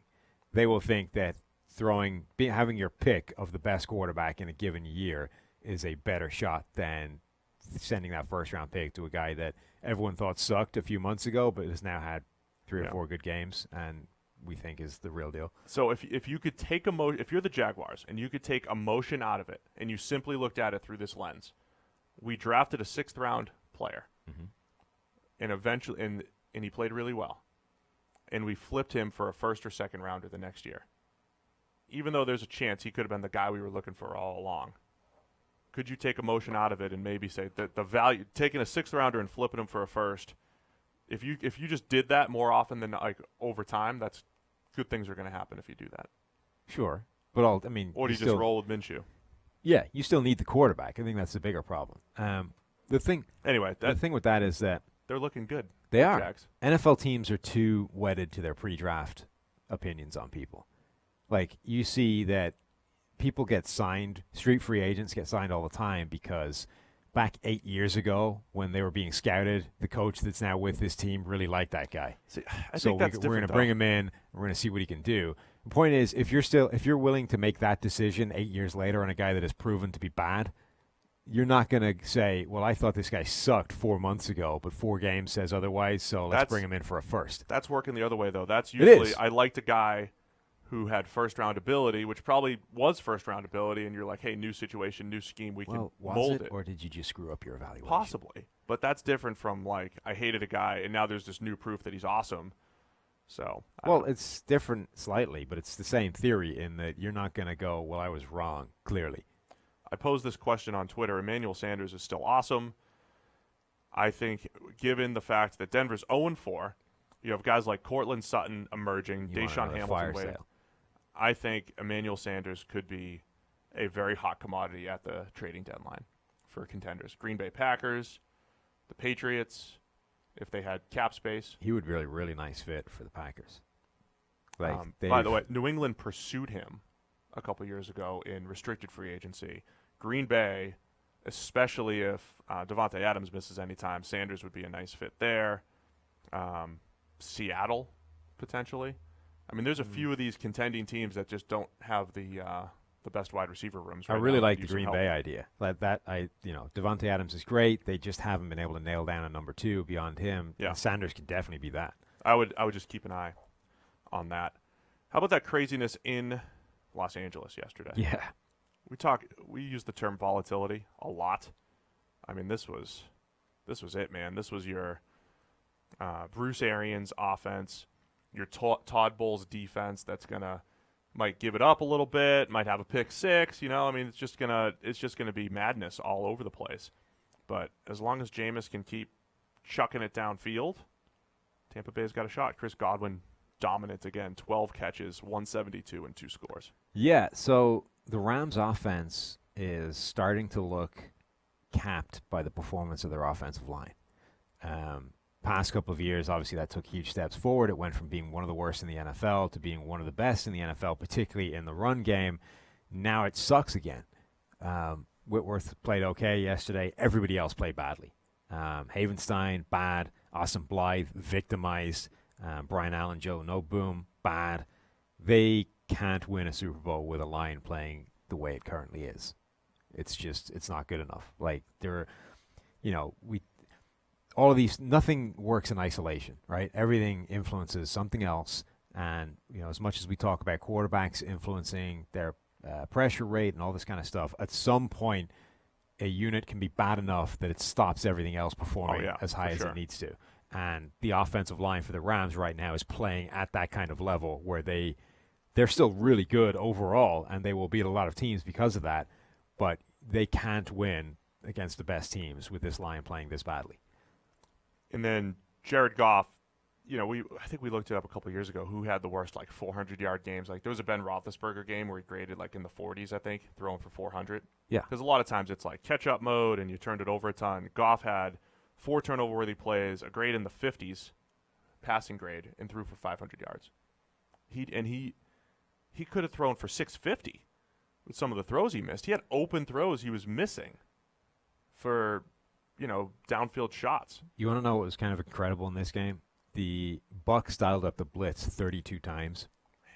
Man, just got after it. And it was working. Todd Gurley had a horrendous grade based almost entirely off his pass blocking. Yeah. Because he gave up 5 pressures in his snaps pass blocking. Just got run over a bunch of times. But that's because they were scheming up blitz plays that were working. Yeah, they actually got to Goff on 32 of his 70 dropbacks. 32. Did he set an NFL record, or tied the NFL record for completions with 45, I think? Drew Bledsoe. Second time we've mentioned Bledsoe on this podcast. So, as much as we say, hey, pass the ball, I don't think this is the game plan the Rams. I don't think they want to drop back 70 times. No. Nobody does. Basis. I mean, that bad things are usually happening if you have to drop back 70 times. But everything was kind of going wrong. I don't. It's tough to be an analyst when it's just Goff and Matt Ryan, and it's just the analysis is they're just inconsistent right now. Yeah. And with Goff, it's more expected. We throw him in that middle tier of quarterback. With Matt Ryan, it's hey, you're playing below your standard. But Goff is, he's making a lot of good throws. He's making a lot of bad throws. That's the analysis.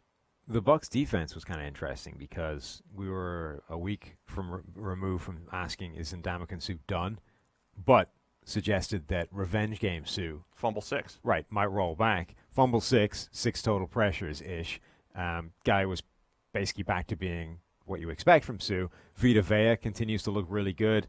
Shaquille Barrett is the best pass rusher in the NFL right now through 4 games.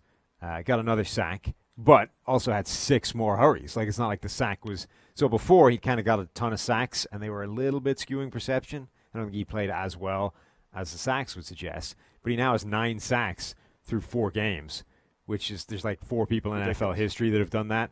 Gastineau, who are the other 2?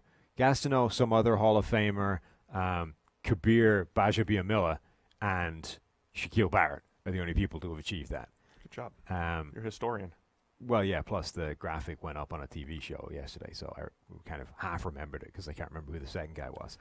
But, yeah, he's playing ridiculously well. How about the Bucs are a chip shot field goal away from being 3-1? Yeah. And the Rams are 3-1. Were they fool's gold? We talked about them, just kind of trudging through the first few weeks. So I don't think they're fool's gold in as much as I think they're still a good team. But as I said, that offensive line has become the problem that they need to fix if they actually intend to win a Super Bowl. It's kind of, it's like the Vikings from a couple of years ago. They were good, but their offensive line was so bad that you could see the loss coming. Right. And that's the same as this team, right? They're good.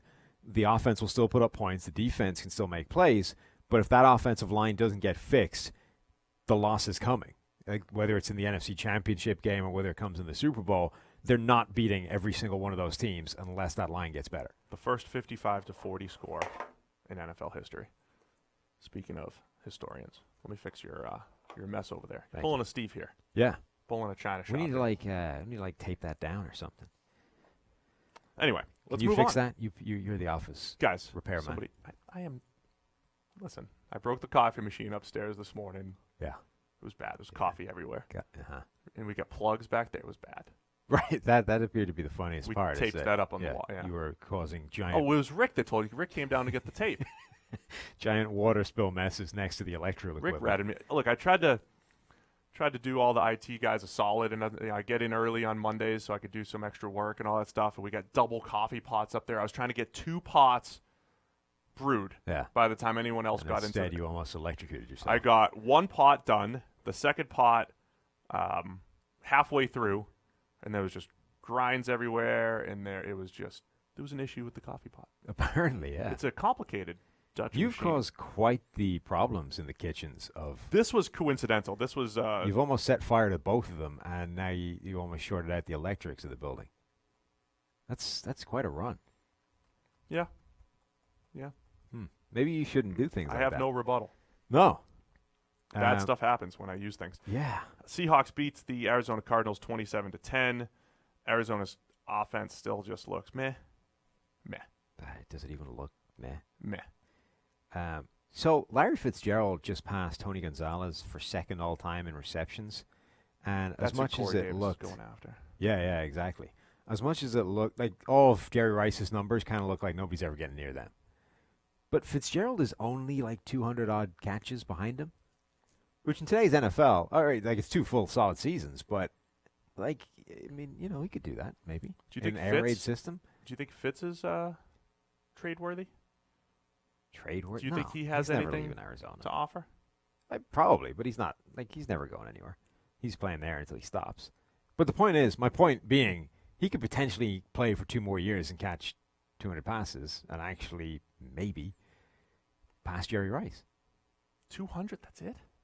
Ish. I mean, it's somewhere in the 200. Like, yeah, Jerry felt like he was just in a different world, different strategy. I think he is for, like, yardage, right? He's like 6,000 yards ahead of anyone else. But yeah, receptions, he's actually possibly attainable. It was unbelievable how well Jerry Rice was still running routes in his 40s with the Raiders. Right, that's the like thing, him and right? Rich Gannon. He just pushed those final years so beyond what anybody else has ever gone for that the numbers went silly. So it's not just that he was arguably the best ever. It's that he then hung on for longer than anybody else. So the numbers just got absurd. I would have loved to have been podcasting back in like Okay, 01, so we're 02. 223 receptions behind him. So that's 2 full solid seasons and probably another half. It's still a lot of receptions. Right, but he's now in this air raid system that's going to be passing a lot. Yeah. It's not. I'm just saying, like, for the first time, I've looked at a Jerry Rice number and thought, you know what? Somebody could It's actually achievable. hit that. Yeah. Anything else in this game? No, there really was isn't anything really, else in this game. This was miserable. Seattle. So let's look forward. Okay. Thursday night, Seattle's playing the Rams. Both 3-1. Seattle lost at home to the Saints. The Rams lost at home to the Bucs. How about that NFC South? This is huge for the division, obviously. Yeah. And short week. That's what we're looking at this week. I think it's one of the better Thursday night games. Again, no, last week was a good game too. Goff needs to bounce back for the Rams. Wilson's playing some of the best football in the NFL among quarterbacks. He had a couple turnover-worthy plays yesterday that he got away with as well. But I think this will be a good one. I think it'll be interesting. Yeah, this is a big game for the division, and we'll see. The Seahawks have been bouncing back and forth between shock defeat at home, big game on the road. Let's see where this ends up. I think Seattle's coverage unit played better, obviously, against Arizona in their not so good offense. They'll be challenged still, even though the O-line is struggling with the Rams. We talked about all those open throws that Goff was missing. Like, they're still creating plays there. More breaking news is Bobby Wagner missed another tackle. Damn it, Bobby. So that's now 4. 1 per game. 1 in each game. That's 4 a on the disaster season. for him. Is that already a career high? Almost. He's had 5. He had 5 in all of 2017 and 18 combined. He now has 4. Yeah. Here in 2019. The Vikings at Bears game went almost exactly as we said it was going to be. It was a low-scoring defensive battle, some ugly offensive football. It was going to come down to which quarterback was able to stand up and make plays when it most mattered. Turns out we nailed it. We just didn't expect the quarterback to be Chase Daniel. Yeah. He played pretty well. He did. He just hit the open throws. Right. Trubisky goes down after like 6 snaps. Chase Daniel comes in, plays better than Trubisky has all season. The Vikings defense played pretty well, but Chase Daniel was able to make some plays. And then on the other side, Kirk Cousins was awful. So Kirk Cousins got dramatically outplayed by Chase Daniel. Consequently, Chicago won the game. Kirk Cousins, I tweeted yesterday, the biggest trick he's ever pulled was coming out of this game with a 90-plus passer rating. He ended up at 91.6. That's amazing. And if you watch the game, they didn't score a point until, 5 minutes left in the fourth quarter? Right at the death. I mean, he's just got a knack for this stuff. Well, he somehow hides all of his bad plays in the stuff that doesn't count in the box score. It's like fumbles and just hanging around the pocket to the point where people jump on you and ruin the drive. So all their problems are the same, right? The Vikings' offensive line is terrible. It's bad. And the fact that they were able to run the ball early in the year was largely down to Dalvin Cook. We did say that, key right? plays here and there, right? But they're getting abused. Pat Elflein is no better at guard than he was at center. Garrett Bradbury is getting his ass kicked by – and let's not forget, right? Akeem Hicks was on the sideline. Like, they did not have the dominant defensive front that we were saying might be a problem or you would be concerned by. He was getting his ass kicked by guys that were significantly worse than Akeem Hicks. So the entire offensive line is a major problem. Still, we roll into a game against Khalil Mack, so obviously Riley Reif is going to struggle this time, right? Again, no shame in that. He is an average tackle, and average tackles lose to all-pro edge rushers. So the entire offensive line was bad, but these are the games that Kirk Cousins needs to step up in, and he couldn't. And Kirk Cousins has gone from, the idea of Kirk Cousins is predicated on he is an average quarterback overall that is capable of both very, very good plays or very, very good games and very, very bad games. And you just hope that the very, very good games come when you most need them, right? Because that's games like this, games against the Packers, games in the playoffs, that's when you need those big games. And if they don't, all right, that was the gamble you took, right? Yeah. But right now, he's playing not like an average quarterback. He's playing like one of the worst quarterbacks in the NFL. And I guess there are 2 ways of looking at that, right? Either this has just gone disastrously wrong, the entire plan is unraveling, and the Vikings are pretty close to having to blow this whole thing up and start over. Or maybe he's getting all of his terrible games out of the way early, and late into the season, you're going to get the good games Kirk Cousins shows up for, and you might actually need them. Well, there's a little bit of truth to that because 2 of the 3 road division games are out of the way. Right. This was the opposite of what happened last year. Exactly, where he looked fantastic early and then stank in all the big games late on. And listen, there's going to we're going to be sitting here in week 12, and the Vikings are going to be with like a 500 record or something like that, and you're going to be like, well, Cousins isn't doing that bad. He's got a passer rating of 96 and blah, blah, blah. Like, he came out of this game where he was terrible with a passer rating of 91. The stats are still going to look okay. Now, it's not going to capture this fumble. By the way, this is one of my guys killing one of my other guys here. Dalvin Cook whiffs on the pass block. Oh, he got destroyed against Nick Kwiatkowski. Yeah. Twice. So he got there's one play where Kwiatkowski gives him a little shimmy, just goes straight by him. There's another play where Kwiatkowski runs right through him. Like Dalvin gets jacked back and flies 4 yards backwards, just straight up the middle. I never liked Dalvin for his pass pro. No. Just everything else. Yeah. But anyway, Cousins put the ball in harm's way again a ton. Nothing showed up in there statistically. He's to me when you have a good defense, just so many passes are just contested. And there's just so many catches, passes at the catch point where it's just not where it needs to be, or it's not, zipped in there enough, or whatever it is, and they're getting batted down. He did drop in that nice 4th down bomb. Yeah. In stride. I mean, that was a great throw, but also missed a couple of he missed Thielen deep early in the game. Yes. That was a huge play. He's just he's playing very badly at the moment. If he continues to play at this level, he's gone after the year, and this was a bad decision. But the idea was you were never sold on the idea of him being great week in, week out. Now, they needed him to bounce back and actually have some good Kirk Cousins games. And if he does, the good news is they might come at the most opportune times this year. But this is ugly. Did you see Thielen's comments after the game? Yeah. Basically saying at some point they need to be able to pass the ball, and he's not wrong. No, he's not wrong. I mean, he should just be sitting here. I mean, he sounds like us on the podcast. Right. So Mike Florio's like, oh, okay, yeah. This ground and pound game means, maybe Stephon Diggs should get traded or something like that. It's like we're 3 weeks into the season, and you think it's a viable strategy to have more rushing yards than passing yards, and that's what they want to do? He was the same guy last week who was like, oh, if they embrace this as a game plan, they could have a special season. To which I replied, or they're going to lose against every team with a good defense. It's just ridiculous. So far, we're 1-0 on that being correct. Who do the Vikings have next week? Cousins feels like we need a nice dome nice 4 Raiders touchdown bounce back game again. We need a nice dome 4 touchdown outing for Kirk's stats right now. The other thing we have to ask the question: are the Bears actually in better shape with Chase Daniel at quarterback? I mean, if he plays like he did yesterday, that was a much better combination of, hey, here's some open throws, here's a Tariq Cohen, here's some playmakers in space. You know who the Vikings are playing next week? Giants? Yeah. It is the Giants. Yeah. Oh, yeah. He'll go 3 or 4 touchdowns, no picks. He'll be right back in the top 10 passer rating race. And then we're going to be sitting. Well, the Vikings are 3-2, and Kirk Cousins playing good football. Yeah. God. Yeah, so the Bears thing, right? Honestly, so I tweeted this morning that I genuinely think it might be best for both parties to be without Trubisky for a few weeks. Computer died. Oh, yeah? That's unfortunate. Just going to wing it. You do it. Yeah, no one will know. Don't tell anybody. No. Dr. David Chow, one of those Twitter doctor people. Oh, yeah. He immediately diagnosed when the thing happened that Trubisky's done for the game. Not coming back. That's bad. True.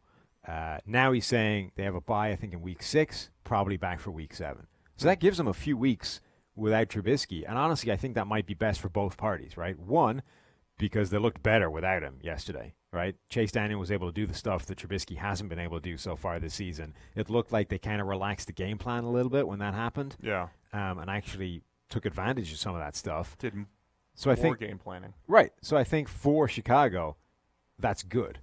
The other thing is, honestly, at this point, Trubisky might need the ability to have a break and reset, right? Something that's, when you get into the season, it's routine. It's next week, on to the next team, game plan, practice, out we go. You know what I mean? There's no break to be able to reset stuff when things are going horribly wrong. You just get stuck in a rut.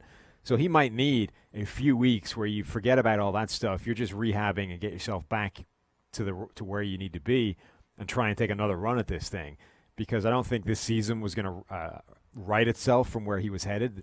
He had that last year. Remember, Chase Daniel started, 2 games? Thanksgiving and everything. And Trubisky was a little bit better after that break. We've heard Bruce Gradkowski talk about Sam Darnold last year, got hurt, watched Josh McCown prep and play for a couple weeks. Maybe there is something to that. I'm not ready to say Chase Daniel is better than Mitch Trubisky just because we also have some Chase Daniel evidence that he's, yesterday was one of his better games of his career. Mm-hmm. It's not a consistent thing. No. As much as I would love to say, well, yeah, Trubisky's been terrible, just get the next guy in there, I don't think it's a clear I don't think it's clear. Dunk. I don't think it's clear, but I think it's I don't think it's crazy to ask the question at this point, because I think Trubisky is markedly worse than he was last year. And it didn't look like it was getting better anytime soon. So at that point, you're not asking peak ceiling, peak play, which guy's better. You're asking right now, given the way Trubisky is trending, is Daniel better than him? And the answer is maybe. Potentially. And we talked a lot in the offseason about the Bears' defense regressing, but they haven't really regressed. No, they've been sensational. The great thing for this team is they're not in a bad situation. The defense is playing really well. It hasn't regressed. And if they just get passable quarterback play, they're one of the hardest teams to beat in the NFL. So, okay, the options for that are Chase Daniel, a career backup whose greatest achievement is his dollar per pass attempt figure. Ruined yesterday. Yeah, or Mitchell Trubisky, who has been playing bad and getting worse. Yeah. So it's not a great situation from that standpoint. But the good news is you have a great play caller and you have a great defense, so you don't need him to be that good. The story of yesterday was defense across the league, really. It was not a great offensive day. Last game. For anybody. Sunday Dallas, Night Football. New Orleans. Teddy 12-10. just wins. Just wins games. That's all he does. All he does is This win. was like a carbon copy of last year's game that Dallas won against the Saints, 13-10? And so as much as people are going to be like, hey, if Drew Brees was in there, they'd score more points. Well, I know it's at home, and they probably would have. But they scored only 10 against Dallas last year when Brees was rolling. Mm-hmm. Both defenses flying around. We talk about making catches difficult. I mean, that was the story of the game. Yeah, this was. I think it was a good game. Both. Teddy Bridgewater's conservative approach. It wasn't the worst thing in the world because nobody was scoring. Can I sum up Teddy really quick? Do it. They ran a flea flicker. Yes, and he checked down and completed an 8-yard pass. Now, listen, he wasn't wrong I because know. the downfield option was there, but I was about to text you and be like, nothing sums up Teddy like a flea flicker for 8. You didn't need to. I was already thinking it. I watched so it happen. great. Was like, God, that couldn't be more Teddy. He made, and we downgraded him bad for taking that sack. Yeah. That was just the one thing you can't do, and not just take a sack, but also lose another 7 or 8 yards. I know. I was kind of torn on that play because so the way it unfolded, like guy steams right up the middle. Typically quarterbacks at that point, they try and spin out of it one direction. He just picked the wrong direction, right? He spun out left, and there's a guy then looping around that side, and now you're screwed, right? Because there's guys pinning you in. Right. And the only thing you can do is lose yardage at that point. So I'm not entirely absolving it, but what you have to say at that point is that the first pressure that comes, you need to fling the ball away immediately. Oh, yeah. Like you that's literally gonna be- can't try and escape the first guy. You can't take the sack. And there's a huge amount of, that's fighting a lot of instinct. To know that to inherently know that I can probably make this first guy miss and get out of the hell. I'm just saying it's a bad play, but not one that I'm like. Twitter was going insane. Like, oh, it's the worst thing, idiot! What are you doing? Can't take that. Like, sure, it's a bad play, but you are asking him to do a lot to just say you cannot do what you just did there. My question is, when you have 3 downs to run out the clock, if the Taysom Hill package is so good, wouldn't that be the time to run it? So it's like, all right, it's 1st and 10. We got to run the clock, and every team gets put in a tough situation, right? The old way would be like run the ball 3 times and just hope you get it. It's really tough to do that in today's NFL. Get tight and run it or whatever. So if you have creative plays, if you've got a jet sweep in there, if you have Steve Young on the bench, yes, it'd be a great time. That would be the time to deploy Steve Young, right? That's just my take on that. Yeah. Dak Prescott, his worst statistical game. I still thought he played all right. I love, by the way, on the Hail Mary, what the Saints did. A little 4 or 5 man pressure. The on blitz, Hail the Mary. corner blitz. Yeah. I mean, That's that smart. should be a staple. Right, that was like what the Cardinals tried to do to Aaron Rodgers. He just spun out. Yeah, and the threw it slot up corner anyway. is basically pointless in a Hail Mary anyway, so you Yeah. might as well send him on a blitz. Yeah, absolutely. So, Dak had to get rid of the ball quickly, threw it up, and ended up being an unlucky interception that hurt his stats. But we finally saw the real Marshawn Lattimore again? Or is this the real Marshawn Lattimore? Or is the real one the guy that shows up for the first 3 weeks of every season and gets gashed? I just think he's really good, but has just consistent matchup after matchup after matchup, and it's just tough to be. I At think a lot cornerback, of it, it's tough to be that good every week against good players. the other thing is I think a lot of it is he's a guy that needs to be locked up in man coverage basically all the time. Yeah. Like you need to just say, go out there, take away your man every single snap. That's all you're doing. Forget about everything else. And when you ask him to do other things, he's not that good. Yeah. So Like they were saying that, they've been told during the week that, he really gets up for these, the better the opponent, the better he shows up. And that strikes me as just an excuse for why he hadn't played that well so far. It's like, he hasn't played that well so far, but Amari Cooper's coming to town. Now we're really going to get up for it. He did a It's pretty like, nice dude, job. DeAndre Hopkins came to town the first week. You're telling me that wasn't enough to get him going? Does Dallas lose any luster here? Do you look at Dallas and say, all right, those first 3 weeks were against Miami, the Giants, and the Redskins? A bit. I mean, the first 3 weeks definitely made them look good, but this happened last year, right? We've seen the Saints defense in their own building, we've seen the Saints defense show up. We've been asking where it was for the first few weeks. So this coming back, I don't think is a huge surprise. So again, I think we're probably talking about somewhere in the middle, right? They're not as bad as they looked yesterday, and they're not as good as they looked when they're racking up points on the Dolphins. Saints now 2-0 with Teddy Bridgewater as All he does is win games. That's all he does. So there you have it. It's week 4, man. Yeah. What's the plan the rest of the week, So we are still going to be doing our midweek bonus podcast / mailbag, right? But it's only going to be on YouTube. It's not going to be Keep it on YouTube. Right. It's going to be bonus YouTube content. It's not going to go out on the audio feed. So if you're listening on Spotify, iTunes, whatever it is you listen to your podcasts, it's not going to be there. So the next you will hear of us on your audio platform of choice will be the preview weekend show. All right, so we're going to stick with reviews and previews from podcast style. But if you guys want to see us on YouTube, Head with to the YouTube. midweek, go check that out on Wednesday. So there you have it. We'll talk to you guys on Wednesday and or Thursday, both of them. See you guys.